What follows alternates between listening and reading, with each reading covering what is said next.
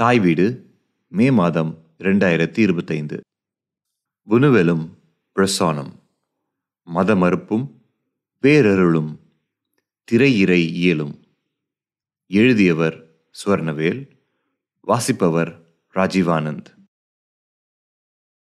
நமது வாழ்நாளில் நான் கண்ட கனிவான கண்ணியமிக்க சமாதானம் மற்றும் சமத்துவத்தின் இறைதூதர் போப்பாண்டவர் பிரான்சிஸ் அவர்களின் மறைவிற்கு அஞ்சலியாக பெரியாரின் மண்ணிற்கும் நான் எனது தங்கம் படத்தின் தொகுப்பிற்காக சென்ற ரோம் வாட்டிக்கனுக்கும் இடையில் அலைபாயும் என் மன ஓட்டத்தை நான் மதிக்கும் 2 பெருங்கலைஞர்களின் சினிமாவை பற்றிய சிந்தனை குறிப்புகளாக இங்கு பகிர்கிறேன். இந்த சிந்தனைகளின் ஊற்று புனுவெலிய பிரசானிய அறிஞர்களே. நான் இங்கு எனது வகுப்பறையில் பலமுறை பகிர்ந்த அவர்களின் சிந்தனைகளின் கடத்துக்குழாய் மட்டுமே. லூயி புனுவெல் 10 அசைவுகளில் கவிதை சார் மத மறுப்பு. லூயி புனுவெலின் சினிமா எனும் பிரபஞ்சத்தின் ஆழத்தையும் அதன் சிந்தனை துகள்களையும் விரித்துரைக்கும் அஞ்சலி இது. 1. கனவில் கீறிய கத்தி, Un chien andalou மற்றும் லாஜ் தோர். புனுவேலின் சினிமா ஞானஸ்நானம் ஒரு திறந்த ரணமாய் நிகழ்ந்தது. Un chien andalou-வும் லாஜ் தோரும் பகுத்தறிவின் விழியை மட்டும் கிழித்து திறக்கவில்லை, அவை கலாச்சார விழித்திரையையே குடைந்தன. சால்வடார் டாலியுடன் இணைந்து பிறந்த இந்த ஆதிகால படைப்புகள் பிரிவினைக்கும் கிளர்ச்சிக்குமான காட்சி அறிக்கைகள். இங்கு சர்ரியலிசம் வெறும் கலை அல்ல, அது வெடிக்கும் பீரங்கி. இப்படைப்புகளில் பகுத்தறிவற்றதன் வேர்கள் ஊடுருவுகையில் கதை ஓட்டம் அலறலுடன் மரணிக்கிறது. விழிகள் கிழிக்கப்படுகின்றன, பியானோக்கள் இறந்த கழுதைகளை சுமக்கின்றன. மயக்கமற்ற ஆசையின் தகிக்கும் சூரியனுக்கு கீழ் காலம் உருகுகிறது. இவை வெறும் செயலற்ற கனவுகள் அல்ல, முதலாளித்துவ பார்வையையும் தார்மீக நிலைப்பாடுகளையும் நொறுக்கும் வெடிப்புகள். 2. லாஸ் ஹூர்தெஸ் மற்றும் இனவியல் படுகொழி. பாரிஸின் அவங்கார்டு கலை அரங்கங்களிலிருந்து ஸ்பெயினின் மறக்கப்பட்ட இருண்ட மூலைகளுக்கு லாஸ் ஹூர்தெஸ் புனுவெலின் ஆவணப்பட பயணத்தின் ஆழத்தை செதுக்குகிறது.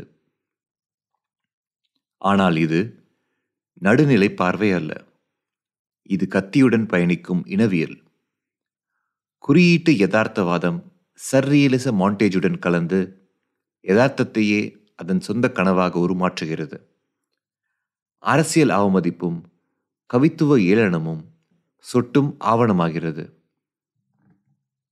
இது குறியீட்டு சர்ரியலிசம் அனுபவ பார்வையை வேண்டுமென்றே சிதைத்து நாகரிகத்தின் பார்வையே குற்றவாளியாக்குகிறது. 3. மெக்சிகன் நாடு கடத்தலும் பாட்டாளி வர்க்க மீட்பும். புனுவேலின் மெக்சிகன் காலம் 1947 முதல் 1960 சினிமா பாட்டாளி வர்க்கவாதத்தின் பாடப்படாத சிம்பொனியை இசைக்கிறது. லாஸ் ஓல்விடாடோஸ் முதல் நாசரீன் வரை புனுவேல் விளிம்பு நிலையின் புழுதியில் புனிதத்தை தோண்டி எடுக்கிறார்.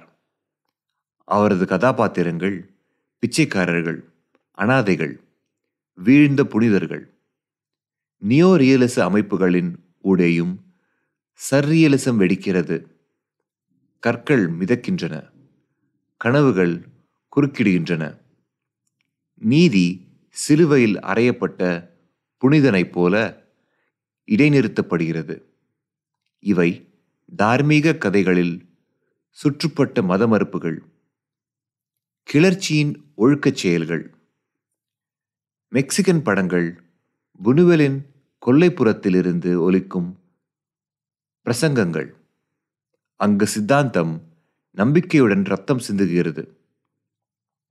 கொடுமை வழக்கத்தின் முகமூடியை அணிகிறது. 4. எல் ஒரு சாடிசத்தின் பிரயத்தனம். எல் இல் சித்தப்பிரமை சிற்றின்ப இறையியலாக உருவெடுக்கிறது. கதை ஒரு தூக்கு கயிறென இறுகுகிறது. ஒரு ஆணின் ஆவேசம், ஒரு பெண்ணின் மௌனம், ஒரு சமூகத்தின் உடந்தை. புணுவல் ஆணாதிக்கத்தை மட்டுமல்ல, ஆண் பைத்தியக்காரத்தனத்தின் கட்டமைப்புக்கே சவால் விடுகிறார்.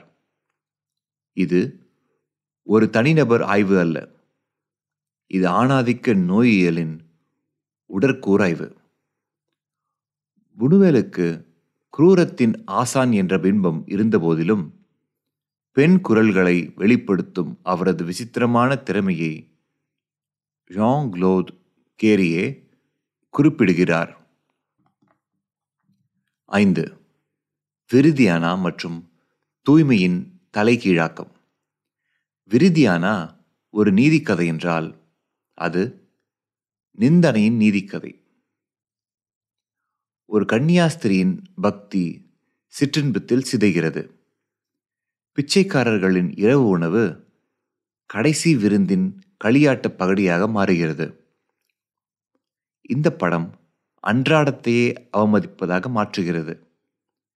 சர்ரியல் சின்னங்களின் கோரமான சிம்பனி வழியே ஆணாதிக்க மத ஒழுங்குகளை மறுகட்டமைக்கிறது. இங்கே ஒழுக்கம் கட்டுடைக்கப்படுகிறது. புனிதம் மனித ஆசையின் சேற்றில் புதைகிறது. 6. தேவதையும் விருந்தும்.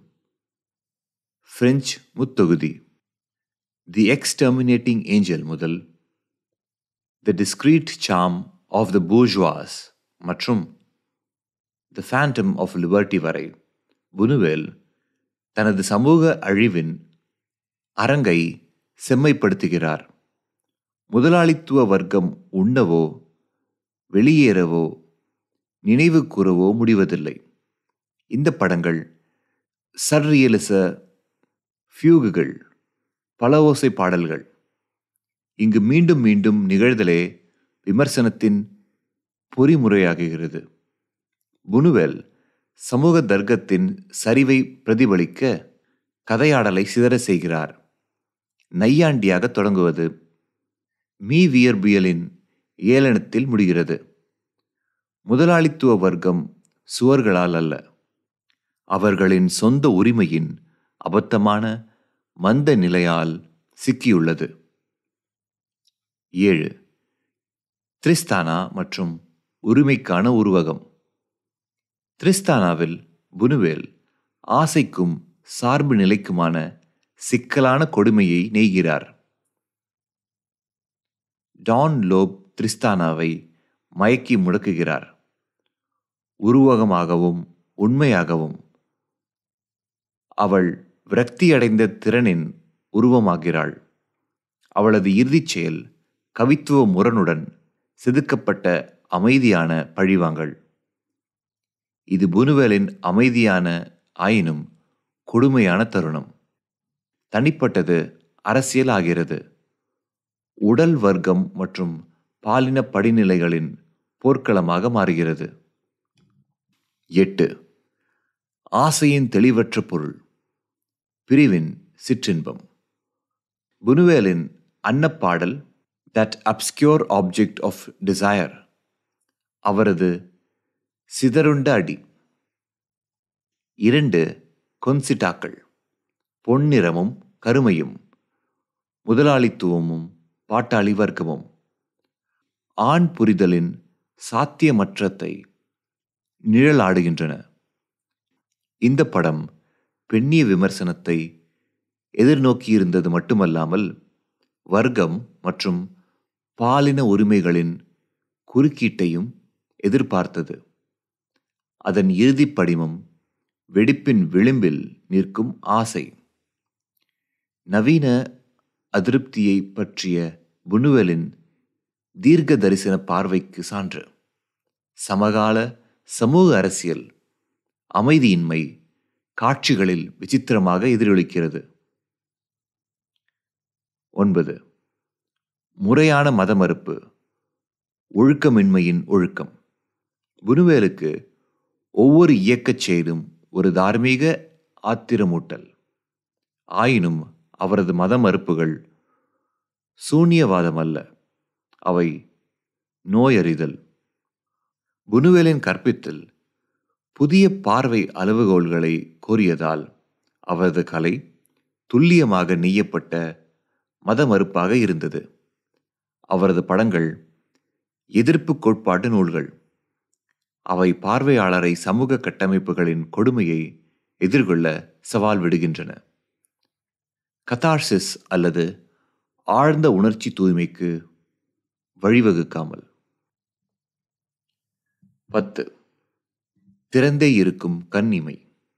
புனுவேலின் மறுவாழ்வு. புனுவேலை பார்ப்பது என்பது கற்றதை மறப்பது. அவரை படிப்பது என்பது ஆசை, சித்தாந்தம், அபத்தம் என்பவை முரண்பாடுகள் அல்ல, தோழர்கள் என்பதை அறிந்து கொள்வது. அவரது சினிமா தெளிவின் கொடுங்கோன்மைக்கு எதிரான ஒரு நிரந்தர எதிர்ப்புச் செயல். புனுவேல் சொன்னது போல், ஒரு கிளாஸ் ஒயின் ஒரு கிளாஸ் மட்டுமல்ல, அது ஆசையைப் போல் எல்லையற்றது.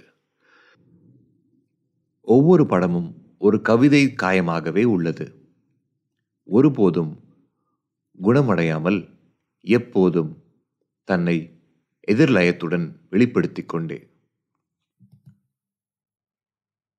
புனித மதமறுப்புகள். லூயி புனுவேல் மற்றும் சினிமாவில் பற்றுறுதியின் நெருக்கடி.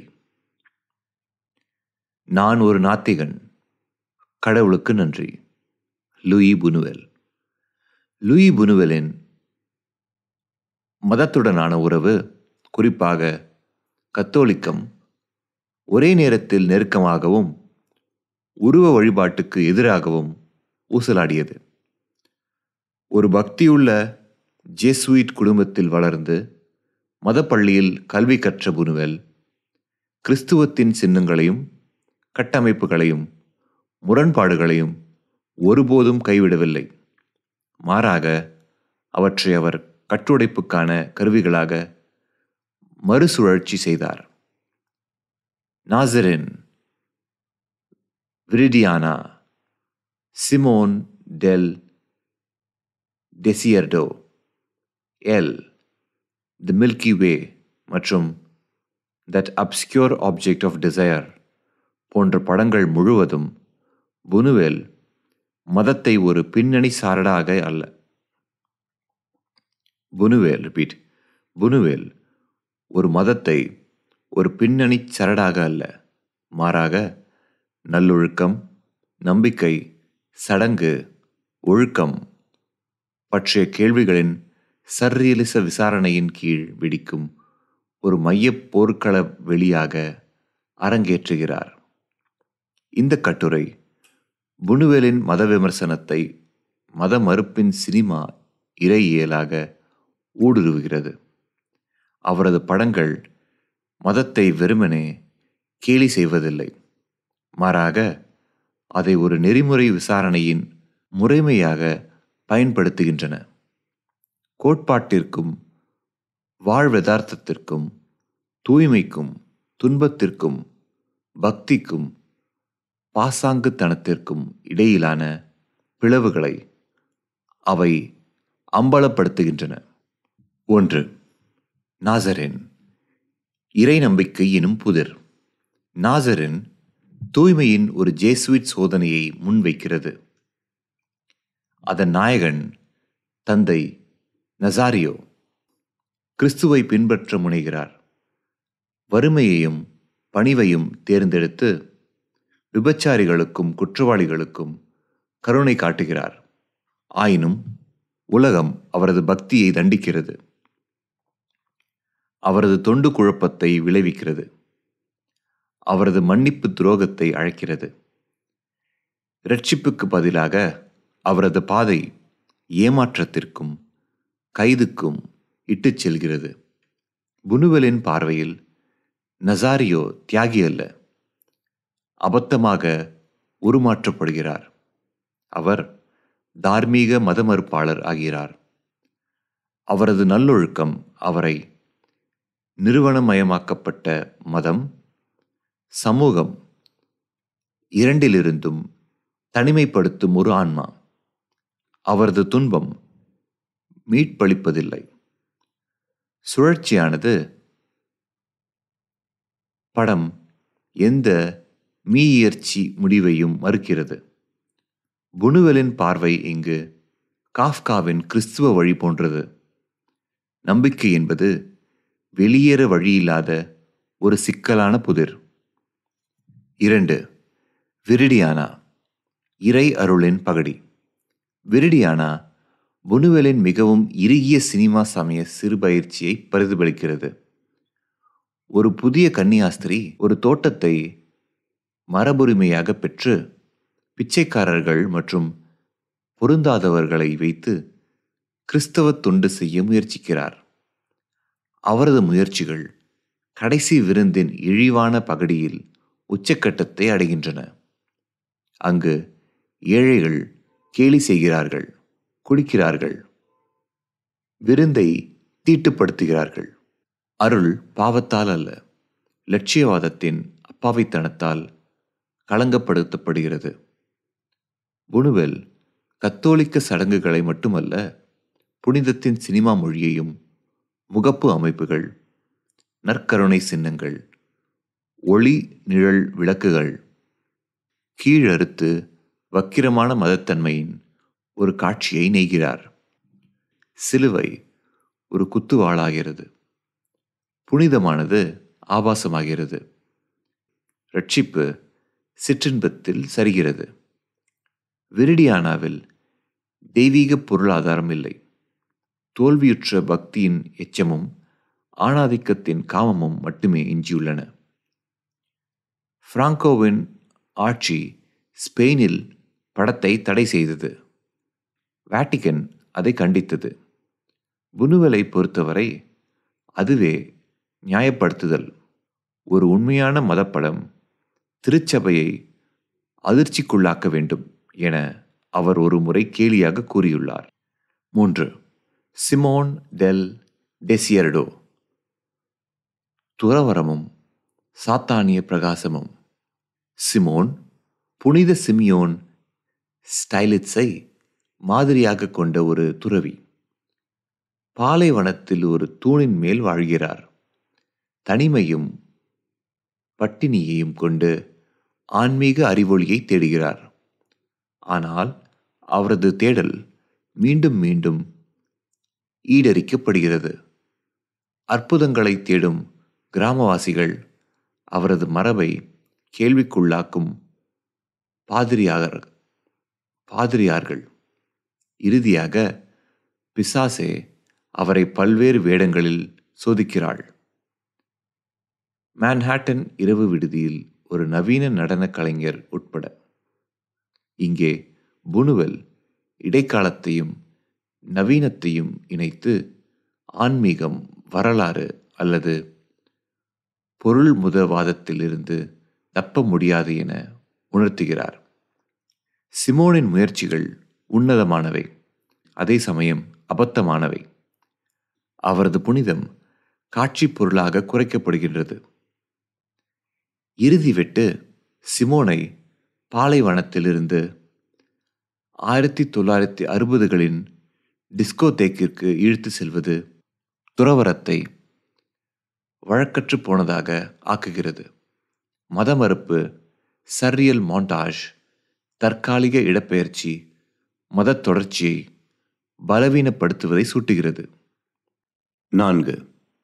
தி மில்கி வே, மத மறுப்புகளின் சிறுபயிற்சி. தி மில்கி வே என்பது கிறிஸ்தவ மத மறுப்புகளின் வரலாற்றை வரைபடமாக்கும் ஒரு அலைந்து திரியும் பயணப்படம்.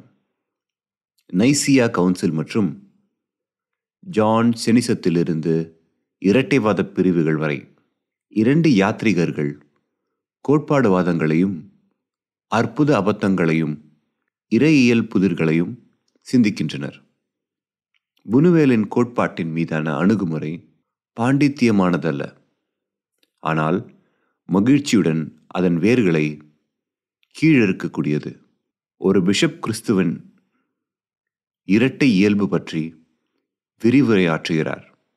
அதே நேரத்தில் ஒரு குழந்தையை சுடத் தயாராகிறார். துண்டிக்கப்பட்ட கை ஒரு அற்புதத்தை செய்கிறது.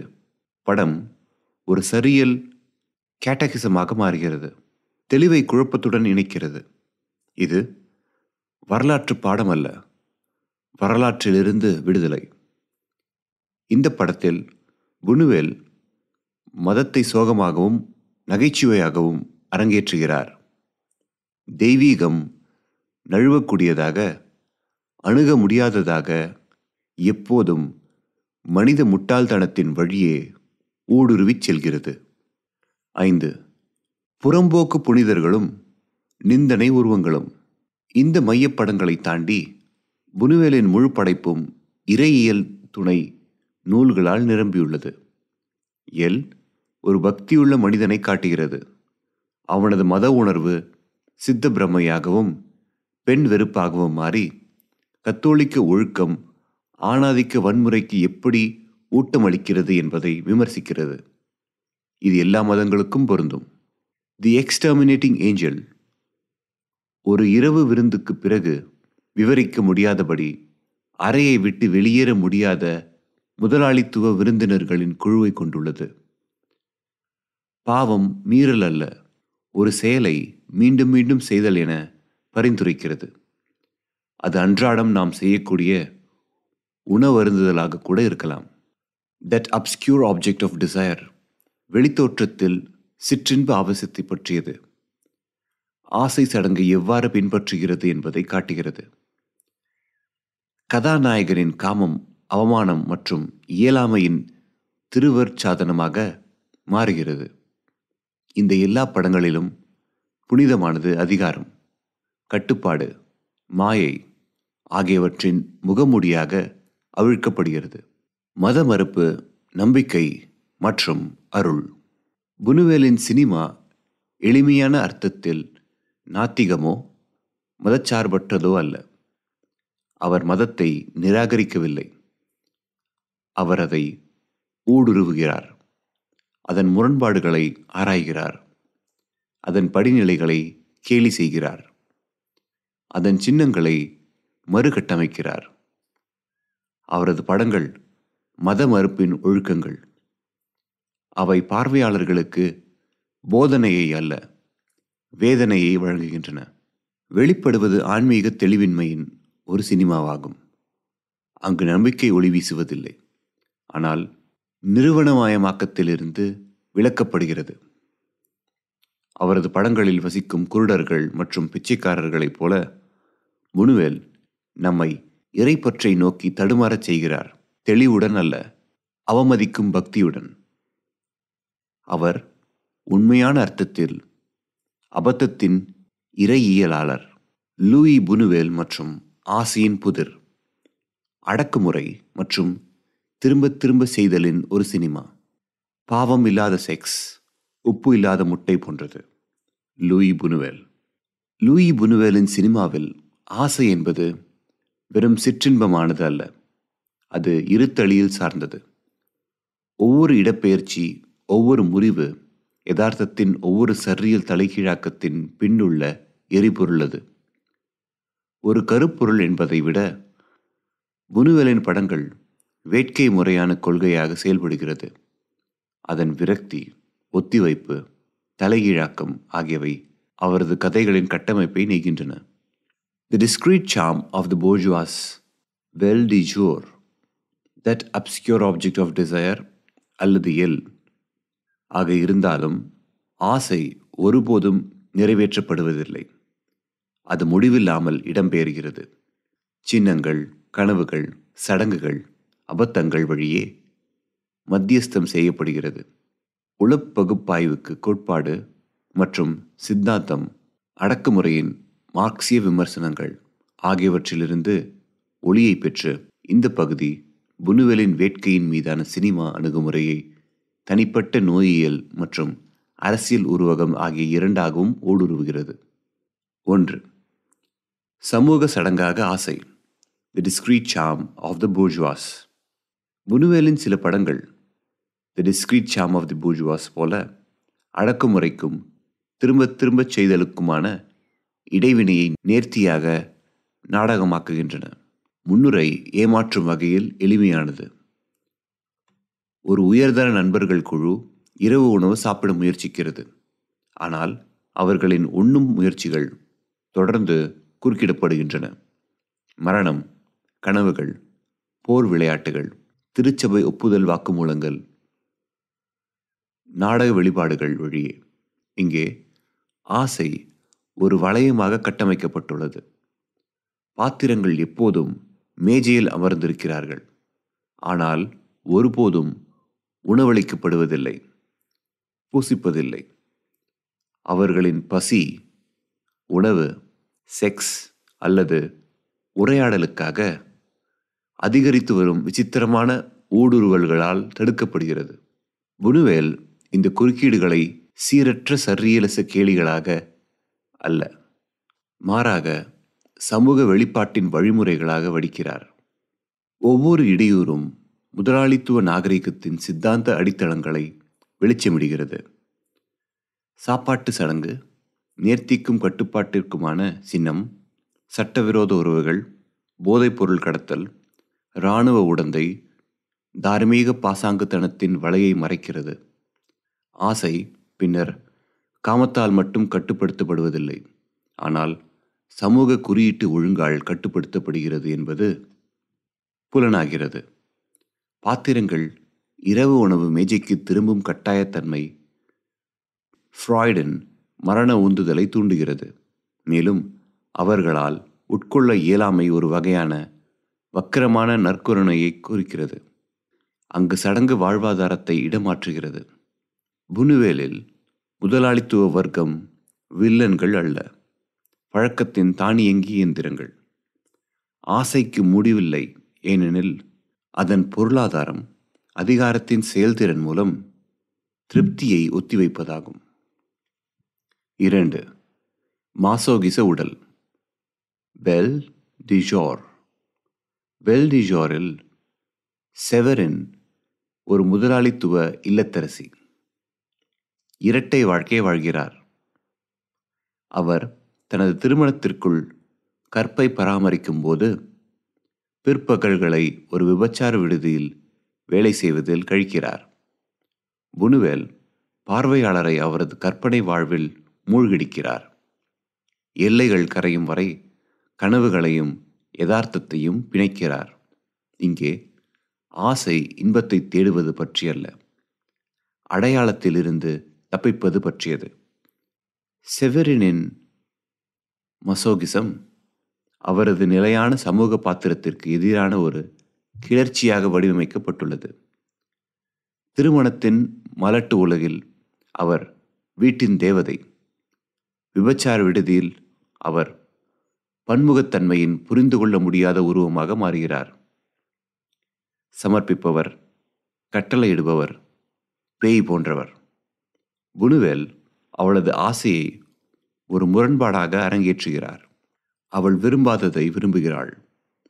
இன்பம் அவமானத்தின் மூலம் மட்டுமே அணுகப்படுகிறது, ஆனால் அந்த அவமானம் சுதந்திரமாக சுட்டப்படுகிறது.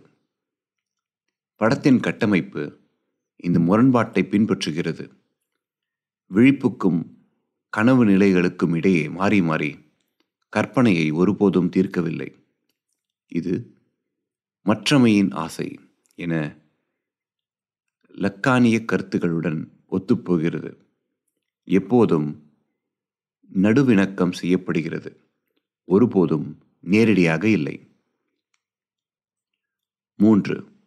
அணுக முடியாததாக ஆசை. That obscure object of desire. புனுவேலின் இறுதி படம் that obscure object of desire. வயதான டான் மேடியோவின் மழுப்பலான காதல் ஆர்வலரான கொன்சிட்டாவாக 2 நடிகைகள், கரோல் பூகே மற்றும் ஏஞ்சலா மோலினா, நடிக்க வைப்பதன் மூலம் ஆசையின் பிளவுபட்ட தன்மையை எழுத்துப்பூர்வமாக்குகிறது. கொன்சிட்டா மயக்கி தடுக்கிறார், அழைக்கிறார், மறுக்கிறார். அவரது இரட்டைத்தன்மை பார்வையாளரையும் அவரை பின்தொடர்பவரையும் குழப்புகிறது. புதுமையின் ஒரு கருவியாக இருப்பதை விட இரண்டு கொன்சிட்டாக்கள் ஆசையை ஒரு நிலையான பொருளாக குறைக்க இயலாமையை நாடகமாக்குகின்றன. இரண்டு நடிகைகள் ஒரு பெண்ணின் அம்சங்கள் அல்ல, அவர்கள் வர்க்க உடல்கள். கருமையானவர் பாட்டாளி வர்க்கம், பொன்னிறமானவர் முதலாளித்துவம். டான் மேடியோவின் கொன்சிட்டாவை தேடுவது சிற்றின்பமானது மட்டுமல்ல, காலனித்துவமானது. உடைக்க முடியாத மற்றொன்றை உடைக்க முயற்சிப்பது. படம் ஒரு வெடிப்புடன் முடிகிறது.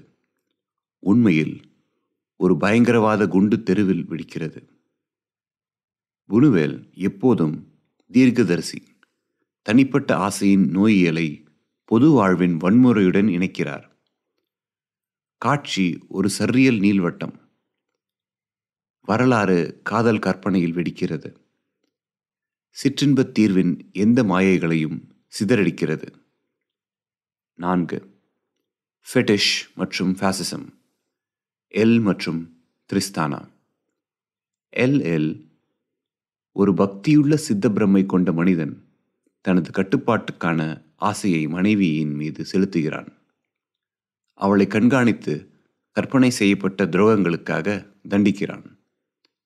திரிஸ்தானாவில் ஒரு வயதான மனிதன் ஒரு இளம்பெண்ணை வளர்த்து ஆதிக்கம் செலுத்துகிறான். அவளது அமைதியான கிளர்ச்சி உளவியல் பழிவாங்கலை கோரும் வரை.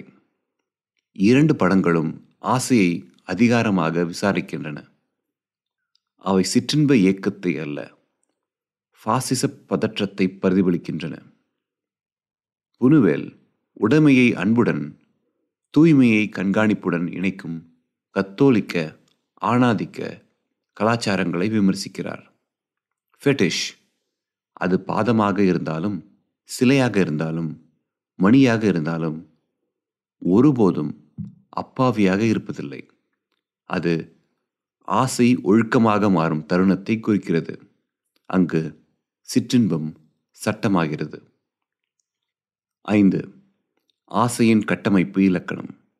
புனுவேலின் படங்கள் முழுவதும் ஆசை ஒரு கட்டமைப்பு இலக்கணத்தை பின்பற்றுகிறது. தாமதம். ஒவ்வொரு தேடலும் குறுக்கிடப்படுகிறது. இரட்டைத்தன்மை. ஆசையின் பொருள்கள் பிளவுபடுகின்றன. இடப்பெயர்ச்சி. கனவுகள் யதார்த்தத்தை தொற்றி அரங்கேற்றுகின்றன. மறுப்பு. அருகாமையின் தருணங்களில் கூட நுகர்வு இல்லை. சித்தாந்தம். ஆசை உள்ளுணர்வு அல்ல என்பது வெளிப்படுத்தப்படுகிறது. இந்த இலக்கணம் லக்கானின் கூற்றை எதிரொலிக்கிறது. மனிதனின் ஆசை மற்றமையின் ஆசை. புனுவேலை பொறுத்தவரை அந்த மற்றவர் எப்போதும் சமூகம், மதம், வர்க்கம் மற்றும் பார்வையாளர்கள். அவர்களே நமது பிடியிலிருந்து நழுவும் சின்னங்களின் மீது அர்த்தத்தை செலுத்துகிறார்கள். புனுவேலின் சிற்றின்ப முழுமையற்ற சினிமா. லூயி புனுவேல் சிற்றின்ப படங்களை உருவாக்கவில்லை. அவர் சிற்றின்ப நிறைவின் சாத்தியமற்ற தன்மை பற்றிய படங்களை நெய்தார். அவரது சினிமா என்பது விரக்தியடைந்த சடங்கு, ஒதுக்கி வைக்கப்பட்ட உணவு, அடைய முடியாத பெண்களின் அரங்கம். ஆனால் இந்த ஒத்திவைப்பிற்குள் ஒரு அரசியல், கவிதை பார்வை உறங்குகிறது. தீர்வை மறுப்பதன் மூலம் வேட்கை எவ்வாறு உருகொள்கிறது, கையாளப்படுகிறது, புராணமயமாக்கப்படுகிறது என்பதை பார்க்க புனுவேல் நம்மை சவால் விடுகிறார். தி டிஸ்கிரீட் சார்ம் ஆஃப் தி போர்ஜுவாஸில் பாத்திரங்கள் முடிவில்லாமல் எங்கும் சென்றடையாத ஒரு சாலையில் நடக்கிறார்கள். அது புனுவேலின் ஆசையின் கருத்தாக்கத்தின் கச்சிதமான படிமம். தெளிவிற்கான பாதை அல்ல, மாயையின் ஒரு யாத்திரை. அருள் மற்றும் மதமறுப்பு. லூயி புனுவேல் மற்றும் ராபர்ட் பிரெசானின் புனித சினிமாக்கள். நான் ஒரு நாத்திகன், கடவுளுக்கு நன்றி. லூயி புனுவேல். சிந்தனைகளை மறைத்துவை, ஆனால் மக்கள் கண்டறியும் வகையில். மிக முக்கியமானது, மிகவும் மறைக்கப்பட்டதாக இருக்கும். ராபர்ட் பிரசான். சினிமா லூயி புனுவேல் மற்றும் ராபர்ட் பிரசானின் கைகளில் இறையியல் மோதல் மற்றும் மீவியற்பியல் விசாரணைக்கான ஒரு களமாக உருமாறுகிறது. இரண்டு இயக்குநர்களும் மதம், இரட்சிப்பு, அருளின் மர்மங்களுடன் ஈடுபடுகிறார்கள். ஆயினும் அவர்களின் பாதைகள் வியத்தகு முறையில் வேறுபடுகின்றன. பிரசான் ஒரு கத்தோலிக்க மாயவாத, துறவற வடிவ மற்றும் தார்மீக தீவிரம் வழியே ஆன்மீக மீயியற்சியின் ஒரு சினிமாவை கட்டமைக்கிறார். புனுவேல் ஜேசுயிட் வெளிகளில் கல்வி கற்ற ஒரு நாத்திகர். நிந்தனையை விமர்சனமாக அரங்கேற்றுகிறார். அவரது சர்ரியலச படங்கள் நிறுவனமயமாக்கப்பட்ட மதத்தின் பாசாங்குத்தனங்களையும் மனித நல்லொழுக்கத்தின் தோல்விகளையும் கட்டவிழ்க்கின்றன. இந்த பகுதி இங்கு புனுவேல் மற்றும் பிரசான் தங்களின் அந்தந்த திரைப்படங்களில் மதம் மற்றும் இறையருளின் கருப்பொருள்களை எவ்வாறு கையாளுகிறார்கள் என்பதை ஆராய்கிறது. இரண்டு இயக்குநர்களும் தனித்துவமான இறையியல் சினிமாக்களை வழங்குகிறார்கள் என்று வாதிடுகிறேன். பிரசான் அமைதியான மீட்பின் திரைப்பட மேதையாக, புனுவேல் தெய்வீக இல்லாமையின் கவிஞராக. 1. துறவற படிமம். பிரசானின் அருளின் சினிமா. பிரசானின் சினிமா சைகை மற்றும் ஒலி வெளிப்பாட்டின் சிக்கனத்தால் குறிக்கப்படுகிறது. அவரது மாதிரிகள் ஒரே மாதிரியான தொனியில் பேசுகிறார்கள். அவரது காட்சி அமைப்பு நாடகத்தன்மையிலிருந்து அகற்றப்பட்டுள்ளது. Diary of a country priest இல் இளம் பாதிரியார் உடல் ரீதியாகவும் மற்றும் ஆன்மீக தனிமையினாலும் துன்புறுகிறார். அவரது திருச்சபை அவரை எதிர்க்கிறது. அவரது உடல் உருகுகிறது. ஆனால் இறுதி வரிகள் எல்லாமே அருள்தான் படத்தை இருத்தலியல் விரக்தியிலிருந்து இறையியல் உறுதிப்பாட்டிற்கு உயர்த்துகின்றன. அருள் சம்பாதிக்கப்படுவதில்லை. அது அமைதியாகவும் கண்ணுக்கு தெரியாமலும் துன்புறும் ஆன்மாவின் மீது கீழிறங்குகிறது. பிரசானின் அருள் பற்றிய கருத்து அகஸ்டினியின் பள்ளியை சார்ந்தது. அது உள்ளார்ந்தது, பெரும்பாலும் அடையாளம் காண முடியாதது, உலக வெற்றியில் இருந்து வேறுபட்டது. பிரசானின் அழகியல் ஒழுக்கம் அவரது பாத்திரங்களின் ஆன்மீக கடுமையை பிரதிபலிக்கிறது. சொற்பமான காட்சிகள், தடுத்து நிறுத்தப்பட்ட உணர்ச்சிகள், உள்விவரிப்பு ஆகியவை காட்ட முடியாததை, தெய்வீக தலையீட்டின் மர்மத்தை தூண்டுவதற்கு உதவுகின்றன. அசாத் பல்தசாரில் துன்புறும் கழுதை ஒரு கிறிஸ்துவ உருவமாக மாறுகிறது. எதிர்ப்பு இல்லாமல் தாங்குகிறார். இறுதி காட்சியில் அவர் செம்மறி ஆடுகளால் சூழப்பட்ட ஒரு வயலில் தனியாக இருக்கிறார். இது ஆன்மீக தூய்மையின் ஒரு படிமம், ஆரவாரம் இல்லாத தியாகம். பிரசானின் சினிமா ஆத்ம அறிதலை பற்றிய பயணமே. இங்கு மீயியற்சி பணிவு, மௌனம், நீடித்த அருள் வழியே எட்டி பார்க்கப்படுகிறது. 2. நிந்தனையும் பரிகாசமும். புனுவேலின் மதமறுப்பின் சினிமா. பிரசானின் சினிமா புனித மினிமலிசமாக இருந்தால், புனுவேலின் சினிமா குறியீட்டு மிகுதியின் ஒரு பெருங்கலகம். விரிடியானாவில் ஒரு புதிய கன்னியாஸ்திரி கிறிஸ்தவ தொண்டை வாழ முயற்சிக்கிறார். அவரது லட்சியவாதம் ஒழுக்கக்கேட்டில் முடிகிறது. ஏழைகள் அவரை கேலி செய்கிறார்கள். அவரது வீட்டை சூறையாடுகிறார்கள். கடைசி விருந்தின் கோரமான பகுதியை அரங்கேற்றுகிறார்கள். இந்த படம் வாட்டிகனால் கண்டிக்கப்பட்டது. இங்கே அருள் மீட்பளிக்கக்கூடியது அல்ல, அது சாத்தியமற்றது. கிறிஸ்தவ நல்லொழுக்கம் அதன் முரண்பாடுகளின் எடையின் கீழ் சரிந்து விடுகிறது. புனுவேலின் விமர்சனம் கோட்பாடாக மதத்தை பற்றியது மட்டுமல்ல, அதிகாரமாக மதற்றை பற்றியதும் ஆகும். நாசரேனில் தந்தை நாசரியோவின் கிறிஸ்துவ போன்ற தொண்டு மகிமைக்கு அல்ல, சமூக சிதைவுக்கு வழிவகுக்கிறது. அவர் ஒரு விபச்சாரிக்கு உதவுகிறார், அதற்காக தண்டிக்கப்படுகிறார். அவரது தீவிர பணிவு பைத்தியக்காரத்தனமாக தவறாக புரிந்து கொள்ளப்படுகிறது. படம் அருளுடன் முடிவதில்லை, ஆனால் தெளிவின்மையுடன் முடிகிறது. ஒரு விவசாயி அவருக்கு ஒரு அன்னாசி பழத்தை வழங்குகிறார். பாதிரியார் தயங்குகிறார். சிமோன் டெல் டெசியர்டோவில் புனுவேல் துறவரத்தை கேலி செய்கிறார். சிமோன் பாலைவனத்தில் ஒரு தூணின் மேல் வாழும் ஒரு தூண் புனிதர், பிசாசால் துன்புறுத்தப்படுகிறார். படம் திடீரென்று 1960களின் இரவு விடுதியில் முடிகிறது. பாலைவனத்திலிருந்து டிஸ்கோவிற்கு மாறுவது சர்ரியல் மட்டுமல்ல, அது இறையியல் சூன்யவாதம். வரலாறுக்கு வெளியே எதுவும் இல்லை, அருளுக்கு தூய்மையான தளம் இல்லை, புனித தன்மையும் கூட. 3. படிமத்தின் 2 இறையியல்கள். புனுவேல் மற்றும் பிரசானின் சீரிய தேர்வுகள் அவர்களின் ஆன்மீக தத்துவங்களை நிழலாடுகின்றன. ஒலியும் குரலும். பிரசானின் ஒலி வடிவமைப்பு உட்புறத்தை வலியுறுத்துகிறது. ஒலி ஆன்மீகத்தை உள்ளுணரக்கூடிய ஒரு இடைவெளியை உருவாக்குகிறது. புனுவேல் மாறாக ஒலியின் ஊர்த்த மாறுபாட்டில் மகிழ்கிறார். மத சடங்கின் புனிதத்தை கேலி செய்கிறார். உடலும் சைகையும். பிரசான் சிற்றின்ப உடலை மறுக்கிறார். கைகள், கால்கள், இயந்திர இயக்கம் ஆகியவற்றில் கவனம் செலுத்துகிறார். புனுவேல் உடலின் மிகுதியை தழுவுகிறார். ஃபெட்டிஷ்கள், கசையடிகள், ஆசையும் மதக்குற்ற உணர்வும் பிணைக்கப்பட்டுள்ளன.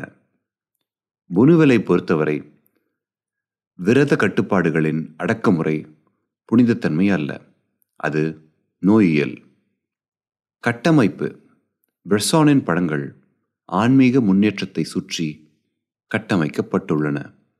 புனுவேல் சுழல்களையும் குறுக்கீடுகளையும் விரும்புகிறார். அவரது கதைகள் தீர்வை மறுப்பதன் மூலம் மீட்பை பகடி செய்கின்றன. 4. மீட்பும் அம்பலப்படுத்துதலும். அருளின் மீதான அவர்களின் அணுகுமுறையில் பிரசானும் புனுவேலும் எதிர் தரிசனங்கள் வழங்குகிறார்கள். பிரசான் அருள் உண்மையானது, ஆனால் அது மறைவிடத்தில் உள்ளது. அதை துன்பம் உன்னதமாக்குகிறது, மௌனம் வெளிப்படுத்துகிறது. புனுவேல் அருள் ஒரு பொய். மதம் கருணையாக உடையணிந்த போலி நிறுவனம்.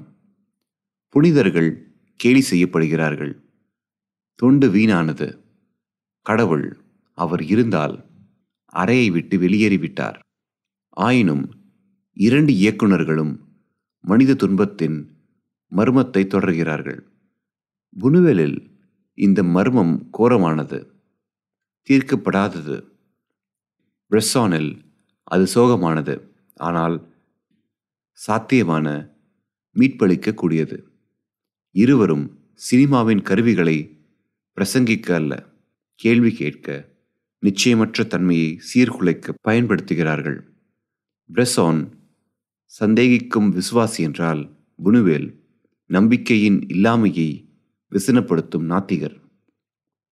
சொர்க்கத்திற்கும் பூமிக்கும் இடையில் சினிமா. லூயி புனுவேலும் ராபர்ட் பிரசானும் வெவ்வேறு ஆன்மீக விண்மீன் கூட்டங்களை சேர்ந்தவர்கள். ஆயினும் அவர்களின் படங்கள் ஒரு பகிரப்பட்ட சுற்றுப்பாதையை ஆக்கிரமித்துள்ளன. இருவரும் கண்ணுக்கு தெரியாததை காட்சிப்படுத்த, மொழிக்கும் வடிவத்திற்கும் அப்பாற்பட்டதை தொட முற்படுகிறார்கள்.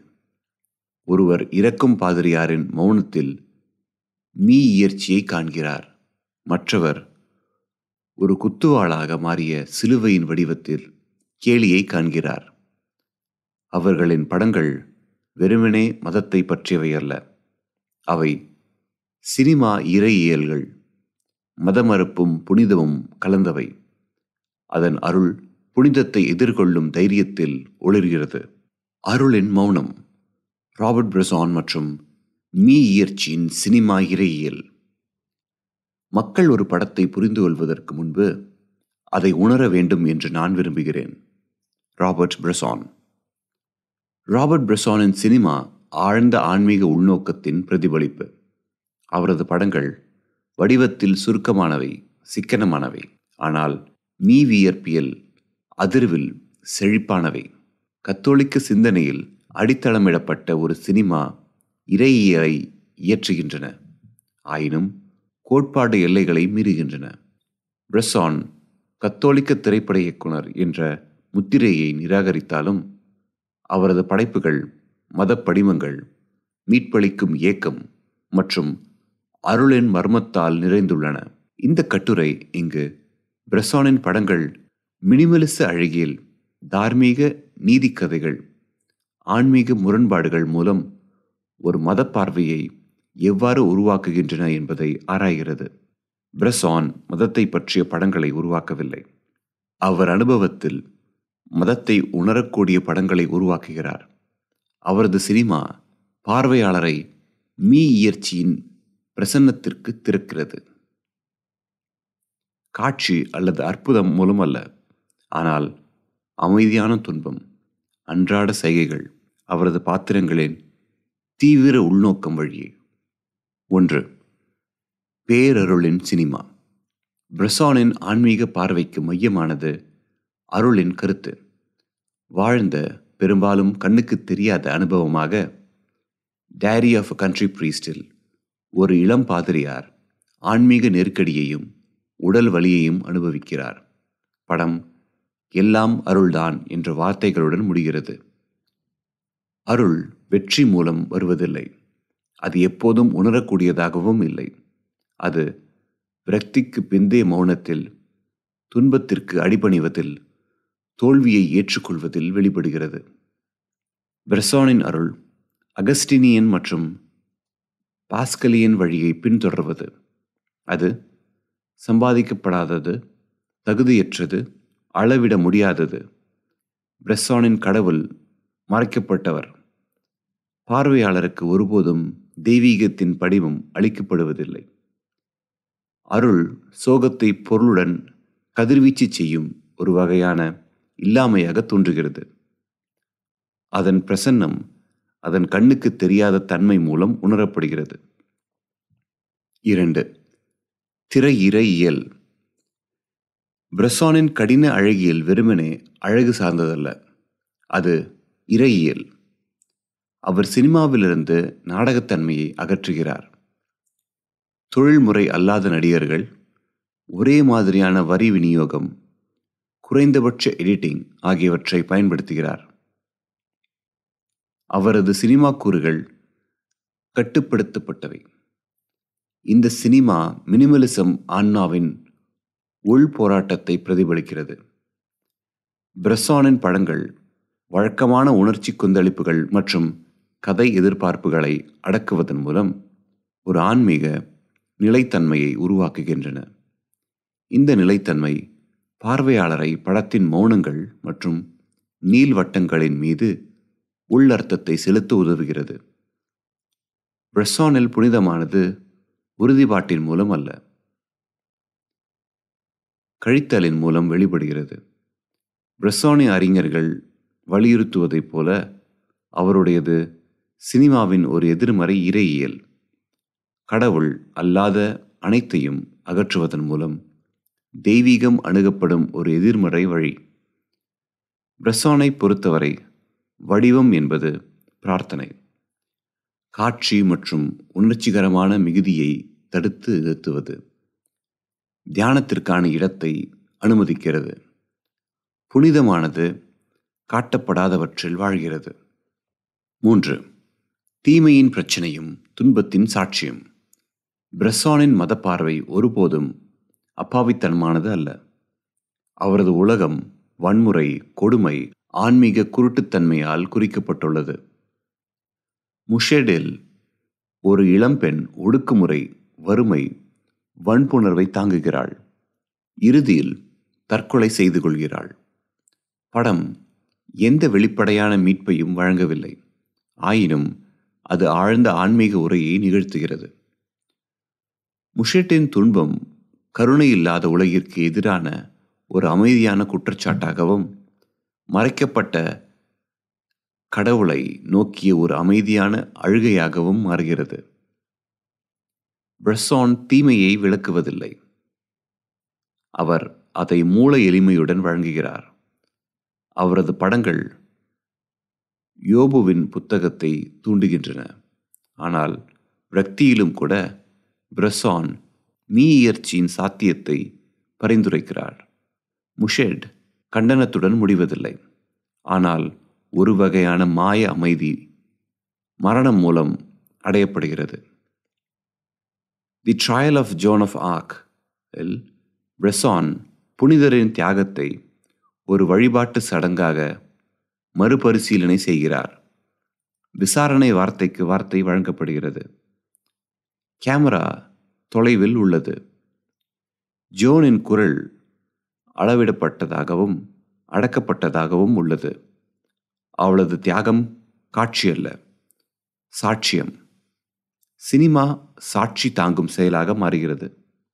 4.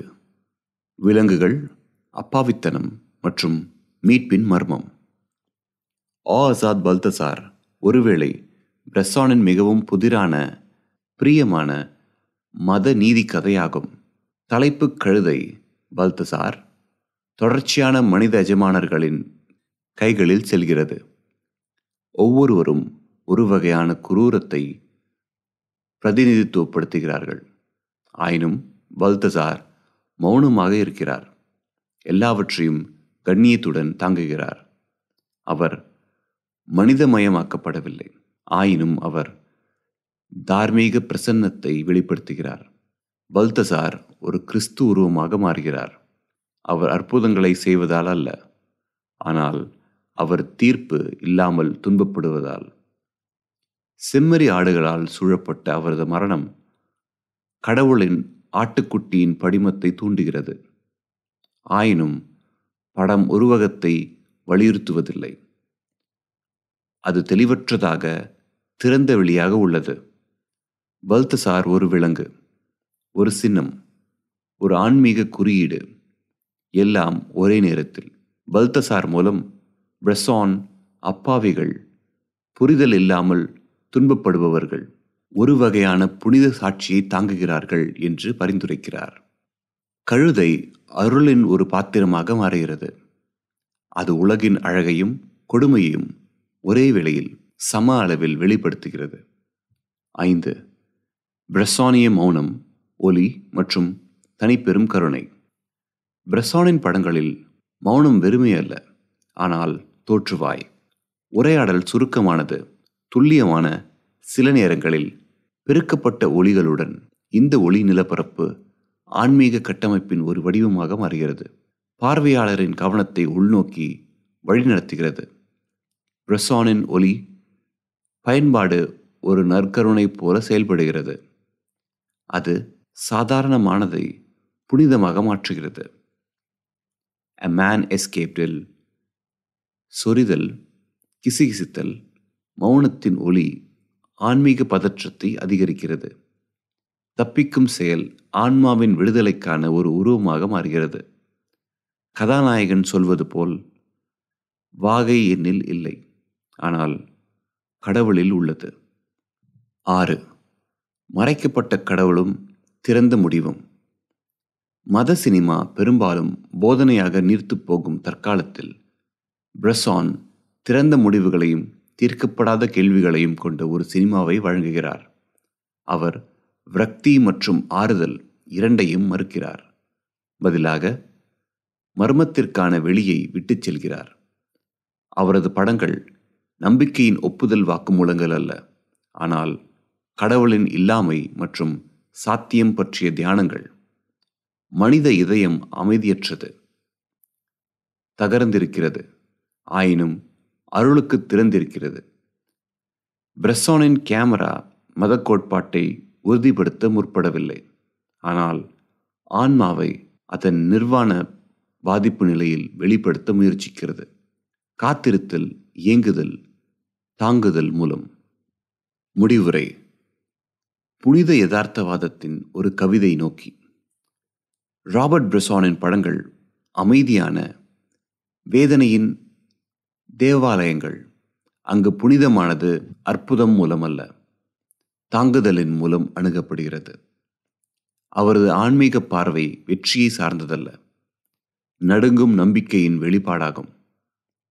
அவரது பாத்திரங்கள் காப்பாற்றப்பட துன்புறுத்துவதில்லை, ஆனால் பார்க்கப்பட இயங்குகிறார்கள். அந்த பார்வையில் ஒரு பேரருளின் துளி வெளிப்படலாம். 20ஆம் நூற்றாண்டின் வேறு எந்த திரைப்பட இயக்குனரையும் விட பிரசான் அருளின் சினிமாவை சாத்தியமாக்கினார். அது பிரசங்கம் செய்யாத, ஆனால் பிரார்த்தனை செய்யும் ஒரு சினிமா. பார்வையாளரை பதில்களுடன் அல்ல, மௌனத்துடன் விட்டுச் செல்லும் ஒரு சினிமா. அந்த மௌனத்தில் திரையகற்றும் மெய்யியலுக்கான ஒரு கதவு திறந்திருக்கிறது. மறைக்கப்பட்ட பேரருளை அணுக. கருணை என்பது எந்த தீமையையும் விட எப்போதும் மிக்கது. எல்லாம் மன்னிக்கும் இறைவனின் அன்பிற்கு யாராலும் வேலியிட முடியாது. Pope Francis.